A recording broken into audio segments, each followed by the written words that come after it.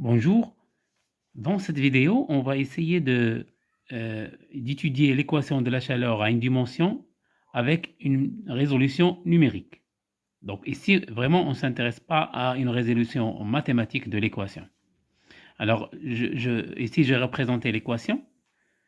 C'est une équation aux dérivées partielles du second ordre en x et du premier ordre en t. Donc du sur dt moins d2 de u sur dx carré égale à 0. Donc c'est l'équation de la chaleur. C'est aussi l'équation de diffusion, donc en général. Mais on va prendre l'exemple de l'équation de la chaleur à titre illustratif. Alors U c'est quoi? U normalement il va dépendre de x et de t. Et donc pour nous ça va représenter la température sur un domaine.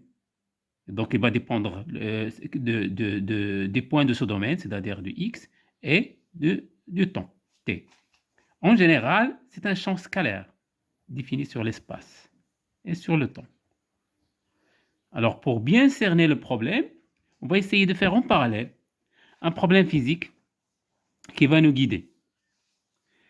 Donc je vais considérer un domaine sur l'espace unidimensionnel, donc ce serait tout simplement un segment. Et dans notre cas, ce sera une barre pour laquelle on va étudier la température. On va étudier la température sur cette barre. Allons par exemple dans l'axe, si c'est l'axe X, donc de 0 à A. Donc une barre de longueur A. Donc ça c'est notre barre. Et ça c'est l'équation différentielle qui va régir l'évolution de la température sur cette barre. Et là, il faut se poser la question, est-ce que cette équation différentielle elle est suffisante? Bon, mathématiquement, elle n'est pas suffisante pour résoudre complètement la solution. Pour avoir complètement la solution, il faut toujours avoir des conditions au bord et des conditions aux limites. Pardon, des conditions initiales. Alors, pour le temps, j'aurai besoin des conditions initiales. Alors, conditions initiales pour le temps. Ça veut dire, je dois avoir initialement la répartition de la température sur le segment 0A pour pouvoir prévoir l'évolution de sa température au cours du temps.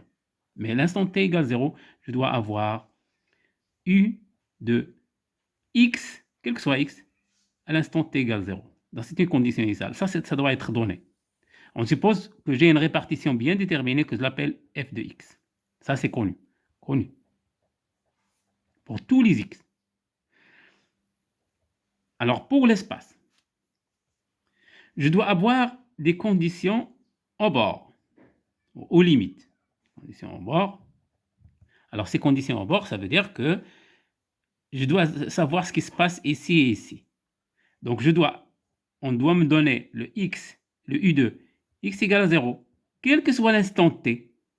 Je dois savoir ce qui se passe ici, quel que soit l'instant t. Donc ça c'est quel que soit x, donc ça c'est quel que soit l'instant t. Donc connu, quel que soit connu. Quel que soit x, quel que soit t. Et le u de x égale à a, connu, quel que soit t. Donc ça, c'est connu. Ça, je peux l'appeler U0, ça, je peux l'appeler UA, par exemple. Ce sont des valeurs connues. Maintenant, j'ai les conditions initiales et les conditions au bord. Donc, je peux maintenant résoudre l'équation différentielle. Je ne vais pas, bien sûr, le faire mathématiquement, mais je vais essayer de le faire numériquement. Alors, le fait de dire que ça, c'est fixé, et ça, c'est fixé, c'est connu, je peux, par exemple, supposer, dans notre cas, je vais considérer que ça, c'est 0 et ça, c'est 0. Ça veut dire que ça, c'est une température nulle, quel que soit T. Ça, c'est une température nulle, quel que soit T. Bon, si la température est donnée en degrés Celsius, ça suppose tout simplement que j'ai ce point-là en contact de la glace fondue. Par exemple, je vais le plonger dans la glace fondue, et là, ce point-là aussi, donc, ça correspond physiquement à la plongée dans de la glace fondue. Voilà. C'est-à-dire O plus glace. Donc T égale 0. U égale 0 ici. Et là, U égale 0. Sur ce point-là. Maintenant, je vais voir l'évolution de la température ici en fonction de X et en fonction du temps. Voilà. Ça, c'est donc le problème. Maintenant, on va essayer de commencer la résolution numérique. Alors, la résolution numérique commence d'abord par une chose, c'est qu'il faut discrétiser ceci. Donc, quel est l'équivalent de cette dérivée du sur dt après discrétisation?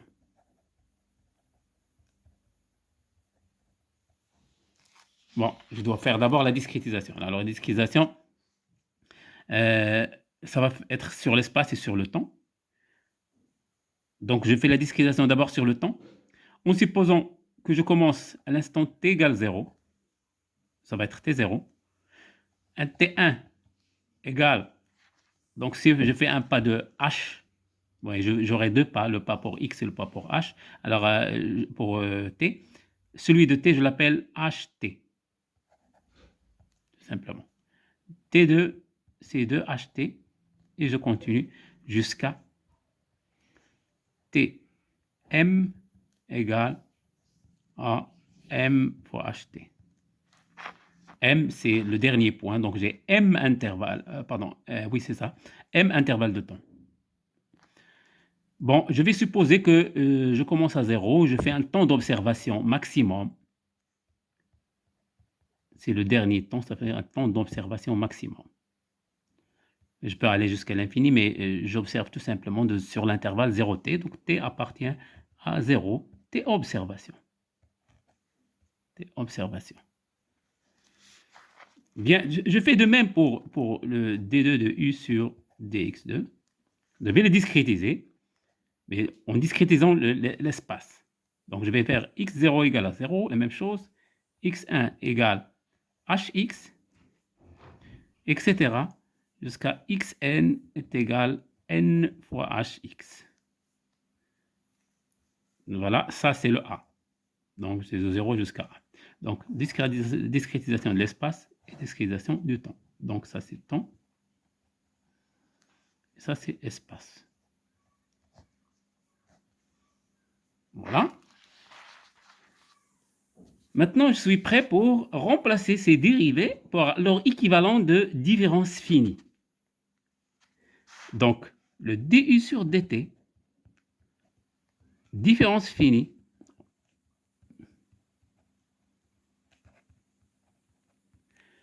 je vais le faire avec une différence finie ou tout simplement une différence progressive.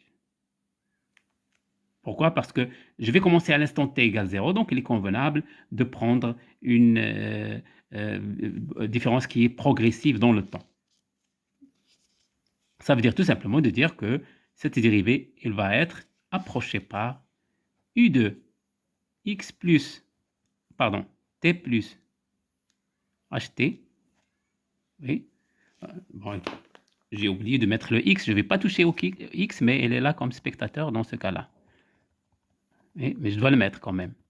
Le x, je ne vais pas toucher au x. Donc c'est x, là c'est t plus ht. Voilà, ça c'est x. Moins u, c'est une dérivée partielle, donc je ne touche pas à x. Voilà, donc c'est progressif dans le temps. Donc de t à t plus ht. Voilà, sur ht. Voilà. Ça c'est donc la différence finie en formule progressive. Formule progressive.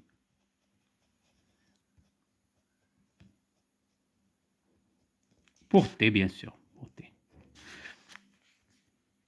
Voilà la première partie de l'équation différentielle. Maintenant, la dérivée seconde, donc la partie spatiale, d de u sur d de x carré, ça c'est une dérivée seconde. Donc au premier ordre, je peux l'approcher. Alors ici, c'est encore une différence finie. On dit différence finie. Différence finie. Mais ça sera une différence centrée dans ce cas-là. On va voir pourquoi. On peut faire une différence qui est progressive ou régressive. Mais la plus convenable ici, c'est une différence centrée. Alors différence centrée, aux formules centrées. Formule centrée. Cette formule centrée, c'est approcher la dérivée seconde d'x carré par u2 Alors, ce sera x plus hx. Le t, je ne vais pas toucher au t.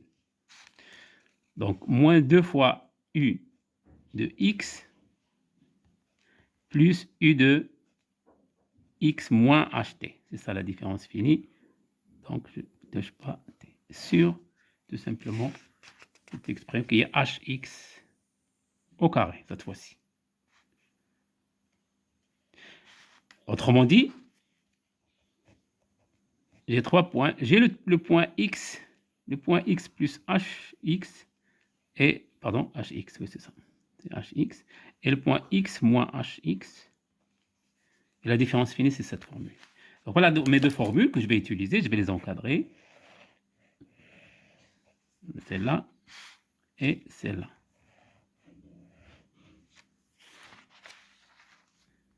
Maintenant, je vais les mettre dans l'équation différentielle. Alors, si je les mets dans l'équation différentielle, avant de les mettre dans l'équation différentielle, j'aimerais passer en indice discret. C'est-à-dire, alors, je viens de compléter la discrétisation, je vais l'utiliser tout de suite en disant que x va être remplacé par un i et t va être remplacé par un indice j. C'est tout. C'est-à-dire, c'est l'indice qui est là. Donc, ça va être un t. Donc, le pointillé ici, tj, c'est j fois ht. Et là, c'est xj, formule, xi, fois i fois hx. Donc, une fois que j'ai cette discrétisation, je vais remplacer d de u sur d de t par ça. Alors, ça va être le u de x. Donc, j'aurai deux indices pour u maintenant. Alors, je vais mettre l'indice spatial ici, en indice, et l'indice qui est temporel, je vais le mettre en exposant. Donc, le u de xt, c'est tout simplement ij ici. Alors, x, t plus ht, donc x, c'est toujours i, et là, c'est j plus 1. Divisé par ht, donc il y a un signe moins ici, égale d, donc c'est d, fois ça, la dérivée seconde. Alors, la dérivée seconde, c'est toujours sur hx au carré ici, et là, j'aurai un u pour t, donc c'est toujours j.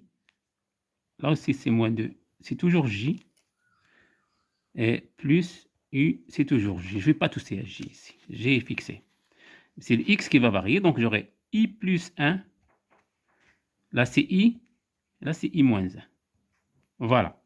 Voilà notre formule maintenant discrétisée pour l'équation de la chaleur. Alors, j'aimerais un peu la mettre sous une forme algorithmique. Je vais chercher une forme algorithmique. Qu'est-ce que ça veut dire une forme algorithmique? C'est-à-dire c'est une forme qui me permet de résoudre le problème directement. Si je la mets sous cette forme-là, ce n'est pas algorithmique parce que qu'est-ce que je détermine en fonction de quoi? Donc, je dois algorithmiquement dire quelle est la valeur que je détermine et qui me permet d'itérer sur tous les points de mon espace. Non, je vais essayer de présenter mon espace. Alors, le x va devenir un i maintenant, et le t ici va devenir un j dans ce sens-là. Autrement dit, ça va représenter ma barre. Alors, ma barre va être représentée par ça. Ça, c'est ma barre, parce que ça, c'est l'espace. Donc, voilà ma barre. Et ça, c'est l'évolution dans le temps. Verticalement en bas, c'est l'évolution dans le temps. Ça veut dire que j'ai plusieurs copies de ma barre. J'aurai plusieurs copies de ma barre.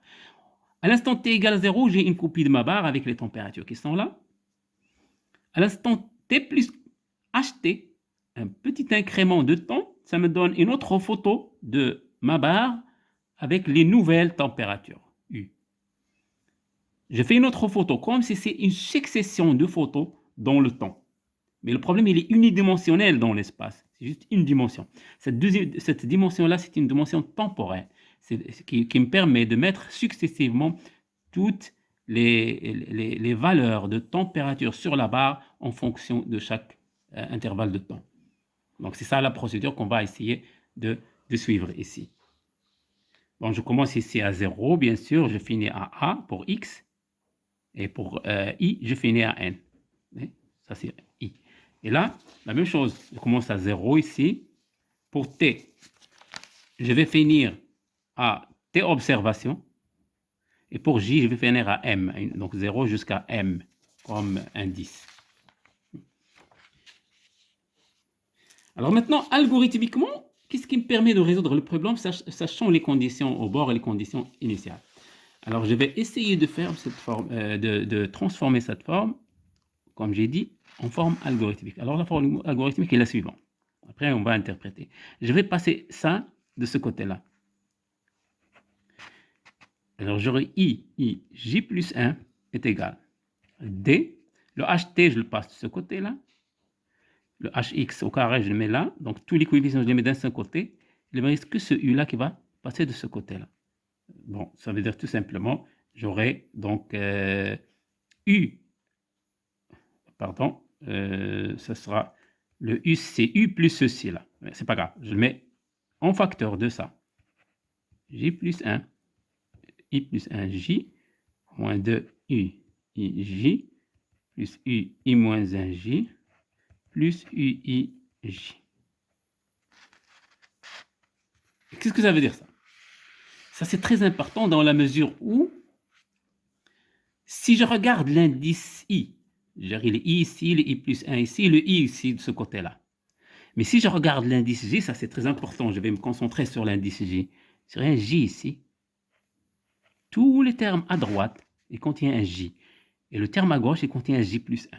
Ça veut dire que je peux savoir ce qui se passe à l'instant juste après J plus 1 si je sais ce qui se passe à l'instant J. Et c'est ça ce qui me permet de faire l'évolution dans ce sens du temps, dans le temps. Donc je dois savoir ce qui se passe à l'instant juste avant pour déterminer ce qui se passe à l'instant juste après. Ça, c'est une forme algorithmique que je peux programmer. Ça sent que je connais ces valeurs-là. Oui. Bien sûr, il faut que j'ai quelque chose d'initial pour le faire. Et je connais tous les points ici à l'instant t égale 0. Donc, je n'ai pas de problème à se soucier à ce niveau-là. Donc, ça, c'est la forme algorithmique que je vais programmer. Seulement, il reste si je pose ça, R égale à DHT, on ne peut pas à chaque fois traîner avec ce facteur-là, hx carré, qui n'a pas de dimension, ce terme-là. Alors, je vais avoir ma formule U, une formule allégée, qui sera UI J plus 1 est égal, je commence par UIJ, c'est-à-dire, si ça, c'est la température au point I, à l'instant T plus 1, J plus 1, c'est la température ancienne qui était à l'instant T, à l'instant J, plus R facteur de UI plus 1 J moins 2 UI J plus UI moins 1 J. Voilà, donc ça c'est la formule itérative que je vais adopter par la suite. Bon. Maintenant, je vais faire deux choses. Premièrement, je vais présenter ça sous une forme qui est simple pour la résolution, sous forme matricielle. Autrement dit, ça c'est pour tous les i. Et ça c'est en j plus 1. Si je fais ça itérativement, en commençant par i égale 0, i égale 1, etc., qu'est-ce que je vais obtenir? Je vais obtenir sous forme matricielle la chose suivante. J'aurai un vecteur que je vais appeler en j plus 1, et ça c'est en fonction d'un vecteur en j. Autrement dit, j'aurai ui en j plus 1 comme étant un vecteur est égal à une matrice que je vais déterminer fois ui en j. Voilà, c'est la forme que je vais essayer de formuler ici.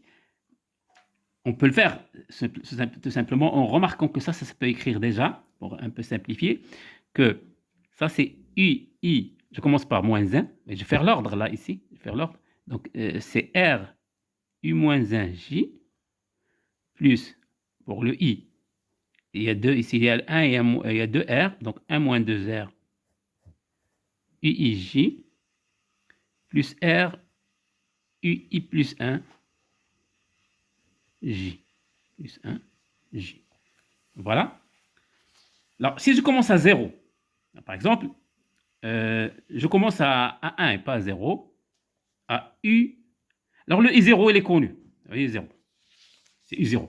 Donc, c'est connu. Ça doit être connu. C'est les conditions initiales et les conditions au bord aussi. Donc, ça, c'est fixé. Alors, je fais le U1. Quoi est égal? Alors, U1. U1, deuxième itération, à l'instant 1. Ça va être quoi? Ça va être R U0 à l'instant 0 plus 1 moins 2R U, toujours le J il va rester toujours 0 ici. Et le I, maintenant, c'est le 1, le 1. Oui, le 1. Et là, I plus 1, donc R, U, 1, 0. Pardon, U2. U2. C'est I plus 1. I plus 1. Donc, le U1, c'est en fonction de U0, U1 et U2. Et je fais la même chose pour U2. Alors, U2, ça sera R. Alors là, j'ai toujours 1 moins 2R. Je ne vais pas mettre les indices tout à l'heure, tout de suite. Voilà, c'est la même, ça c'est la forme qu'il faut toujours écrire. C'est toujours valable. Sauf que les indices ici, si je mets un 2 ici, j'aurai toujours un 1 là. Pour le temps. Et maintenant, le 2, il est encadré par quoi? Par 1, 2, 3. Et je peux continuer comme ça. Alors, sous forme matricielle, j'aurai le U suivant. J'aurai le U0. Alors, j'essaie d'écrire ces valeurs qui sont ici. U1, U2, etc. jusqu'à UN. Ça, c'est à l'instant J plus 1 est égal. Alors, ma matrice multipliée par le même U0, U1, etc. jusqu'à UN à l'instant J. Voici cette formule. Alors, sauf que maintenant, le U0, ça reste toujours constant, donc ça va être 1. Et le UN, ça, c'est les conditions au bord. UN, c'est égal à UN. Ça, c'est donné. Donc, j'aurai un 1 ici, un 1 ici. Maintenant, le U1, quoi est égal? Donc, il va être encadré par le U0 et le U2. Donc, si j'ai le U1, donc ça va être le U1, il y a un autre U1 ici de ce côté-là. Si je les mets là, donc les en-têtes ici, là, il y a U0, U1, etc. Alors, U1, U1, c'est ça. Donc, j'ai 1 moins 2R ici, sur la diagonale. 1 moins 2R. Et j'ai R ici et R là. Je le fais de même ici. Sauf que ici, c'est décalé. Alors maintenant, le U2, donc la diagonale, c'est ici. Donc j'aurai le 1 moins 2R ici. Et c'est déplacé. Et j'aurai le R ici et le R là. Et donc ça va continuer comme ça. Donc c'est une matrice tridiagonale. Le reste, c'est 0, etc. Le reste, c'est 0. C'est une matrice tridiagonale. À chaque fois, à chaque point, il va dépendre des antécédents des 3 points qui sont antécédents. Jusqu'à là, j'aurai donc 1 moins 2R, pardon, R, R, sauf le dernier qui est égal à 1. Voilà. Donc, ça, c'est une formule directement prête pour être programmée. Il suffit donc de faire une matrice de multiplication et ça donne le résultat. On appelle ça méthode. C'est une méthode explicite. Une méthode explicite. Voilà. Parce qu'il donne le nouveau en fonction de l'ancien de façon directe, de façon explicite. C'est l'équivalent d'une autre manière de la méthode de l'ère explicite.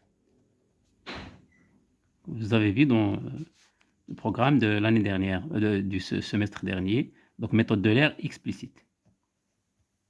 Sauf que la méthode de l'ère explicite, elle évolue dans le temps avec un seul point ici. Il n'y a pas beaucoup de points là. J'ai tout un intervalle qui évolue dans le temps. Mais là, si j'avais Euler, bon, le Euler, une dimension simple, c'est tout simplement un seul point qui évolue dans le temps de façon progressive, comme ça, de façon explicite. Donc, c'est la méthode de l'aire explicite. Alors là, cette méthode-là, elle porte un nom. Alors, le nom de la méthode, c'est quoi? Alors, si le nom de l'arbre, il est originaire d'ici. Et si j'ai une formule progressive pour le temps, une formule centrée pour l'espace, ça s'appelle forward. Donc, en anglais, forward time,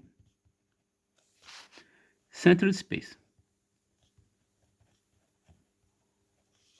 Voilà, ça c'est le nom de la méthode, ou tout simplement FTCS. Comme j'ai dit, c'est une méthode explicite.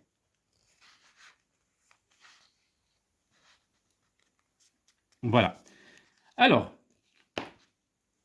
je vais un petit peu récapituler comment ça se passe pour cette méthode-là, Forward Time Centered Space. Je vais mettre ce qu'on appelle un stencil. Un stencil, il veut dire tout simplement que à partir de 3 points, on obtient un seul point. Donc, un seul point, on l'obtient à partir de 3 points. Mais ce point-là, s'il était de coordonnées, par exemple, I dans l'espace et J dans le temps,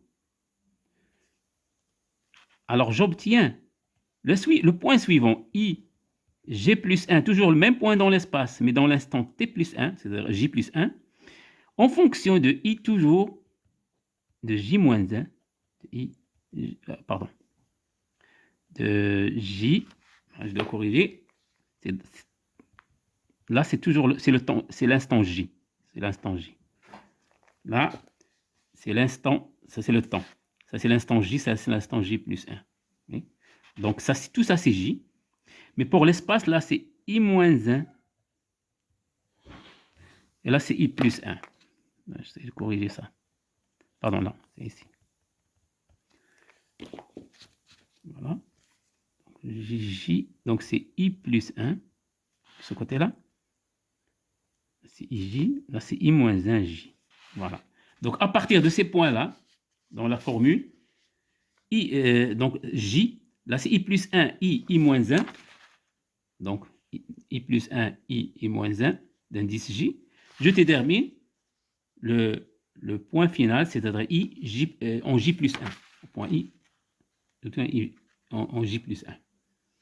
Alors, pour montrer comment ça se passe, j'ai construit donc ce schéma-là. Et je vais dire que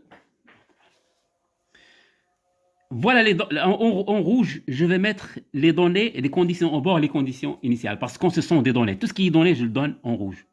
Alors, je connais à l'instant t égale 0. Ça, c'est l'instant t égale 0, les conditions initiales. Alors, je connais la température sur toute la barre. Donc, tous ces points-là discrétisés, je connais la température. Donc, en fait, la température sur toute la barre. Comme ça. Jusqu'ici.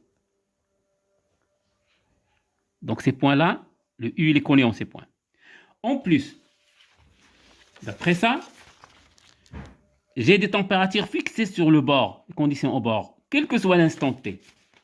Donc, ça, c'est fixé quel que soit l'instant t. Donc, ça aussi, c'est connu. Donc, c'est fixé jusqu'ici. Jusqu'au temps d'observation maximal que je veux. Oui, ce côté-là aussi. Ça, c'est connu. Ça, c'est connu. Ça, c'est connu, etc. etc. Alors, le champ vierge qui reste, c'est celui-là à explorer. Alors, le but de l'algorithme maintenant, c'est de déterminer la température en tout point du milieu ici. Oui, pas les bords elles sont fixées. En point du milieu, en chaque instant ici. Voilà. Comment on fait? Alors voilà, algorithmiquement, je vais le faire à la main juste pour faire une illustration. Je prends ce stencil ou ce gabarit. J'ai construit un stencil et un gabarit. Alors le rouge veut dire que ça c'est connu. Donc à partir de ce qui est connu, je peux déterminer ce qui n'est pas connu. Donc ce qui n'est pas connu, c'est ce point noir là. Alors je vais le faire sur mon gabarit. Alors je commence ici. Si je commence ici, c'est pas permis. Pourquoi? Parce que celle-là c'est déjà connu. Donc j'ai pas besoin de la déterminer. C'est déjà connu. Et en plus, je connais pas ça parce que ça sort du bord. Donc je peux pas commencer là. Bon, vraiment, je commence là. Alors, si je commence là, comme j'ai dit dans la matrice là, Il suffit d'appliquer R à moins 2R et R à ces points-là pour déterminer ça, à partir de cette formule-là. Et donc, je peux connaître, algorithmiquement, je peux connaître ça. Donc, ça va être simple à programmer. Et après, j'évolue dans le sens de I. Je commence à faire une itération sur I. Je connais ces trois, je peux déterminer celle-là. Je connais ces trois, je peux déterminer celle-là, etc., etc. Une fois que j'arrive ici, ça c'est la fin. Pourquoi? Parce que je ne peux pas mettre ça parce que je ne connais pas ce point. Ce point il est hors du bord là. Et celle-là est déjà connue, donc je n'ai vraiment pas besoin de faire ça. Donc, je m'arrête là. Donc, je peux savoir maintenant les bords que je vais utiliser dans mon programme. Une fois que tous ces points-là seront connus, ils deviendront rouges. Et je vais marquer rouge, un peu léger, comme ça. Ils deviendront rouges dans cette étape-là. Donc, ils sont déjà connus par le programme maintenant.